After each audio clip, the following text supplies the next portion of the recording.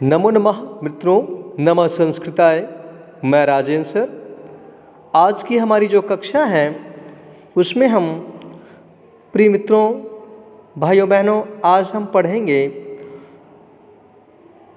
वर्ण के भेद। जो स्वर और व्यंजन, दो भेद होते हैं वर्णों में। तो इसमें आज स्वर और व्यंजन में हम मुख्य रूप से स्वर के विषय में पढ़ेंगे।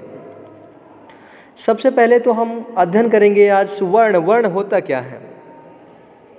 तो आप सब जानते हैं, वह छोटी सी छोटी ध्वनि जिसके और अधिक टुकड़े ना हो सके वर्ण या अक्षर कहलाती है। अब कैसे हो सकता है? जैसे आपने लिखा का लिखा है आपका, तो क्या का के टुकड़े हो सकते हैं? हो सकते हैं, क्योंकि का जो है का में आ रहा है।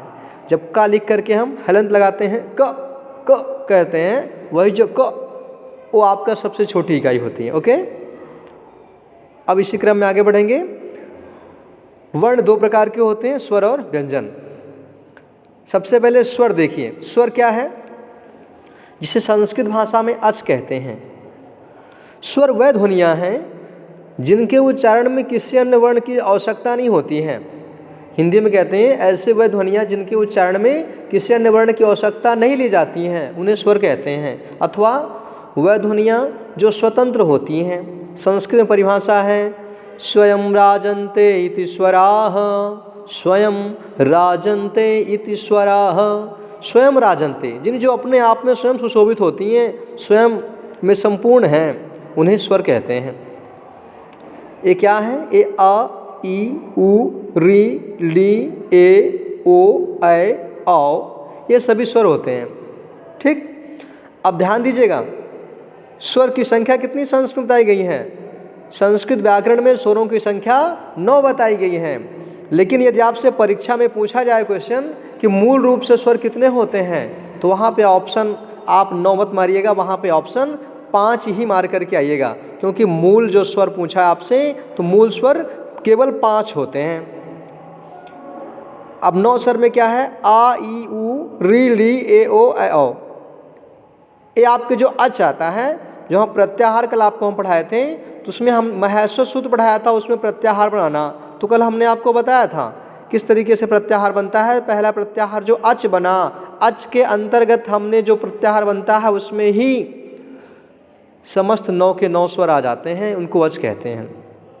आगे देखिएगा, लेकिन जब आपसे मूल स्वर पूछा जाए तो मूल स्वर केवल 5 ही होते हैं। अ ई उ री ली, ये मूल 5 स्वर कहे जाते हैं। ठीक, आगे बढ़ते हैं। अब मूल स्वर, अब संयुक्त स्वर। ये संयुक्त स्वर क्या चीज़ है? स्वर के प्रकार में ए ओ ऐ औ, ए ओ ऐ औ, ये 4 संयुक्त या मिश्रित स्वर कहे जाते हैं। आप जानते हैं कि 2 बार आता है ना, ए ओ, ए ऐ ओ औ, ये 4 ही मिश्रित हैं। देखा ना कैसे मिला है? आ ई मिल करके ए बना है, आ उ मिल के ओ बना है, तो मिश्रण हुआ ना, इसमें ए से दिया है। फिर आगे देखिएगा, स्वर के भेद। जो स्वर का भेद होता है कितने प्रकार के होते हैं? तो स्वर मुख्यतः 3 प्रकार के होते हैं, ह्रस्व स्वर, दीर्घ स्वर और प्लुत स्वर। एक मात्रा भवेत् ह्रस्वो, एक मात्रा भवेत् ह्रस्वो।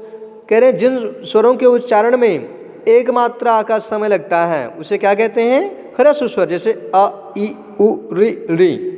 और दीर्घ क्या है? द्वि मात्रा भवेत् दीर्घो, जिसके उच्चारण में 2 मात्रा का समय लगता है उसको दीर्घ स्वर कहा जाता है। जैसे आ ई उ। कब भैया सही कह रहे हैं ना? हाँ बिल्कुल सही है, ऐसे आपको ही बोलना है, आ ई उ री। ठीक है। तीसरा क्या है? प्लुत स्वर। तीसरा जो स्वर है उससे प्लुत स्वर की संज्ञा दी गई है। प्लुत है क्या चीज? त्रिमात्रा भवेत् प्लुतः, जिसमें 2 मात्रा से अधिक का समय, कह सकते हैं 3 मात्रा का समय लगता है, उसे प्लुत स्वर कहते हैं। जैसे ओम, या किसी को पुकारते हैं कसो, हे, अरे, ऐसा। ओके, मैं समझता हूँ आपको समझ में आ गया होगा। प्रिय छात्रों, प्रिय मित्रों, नमो नमः।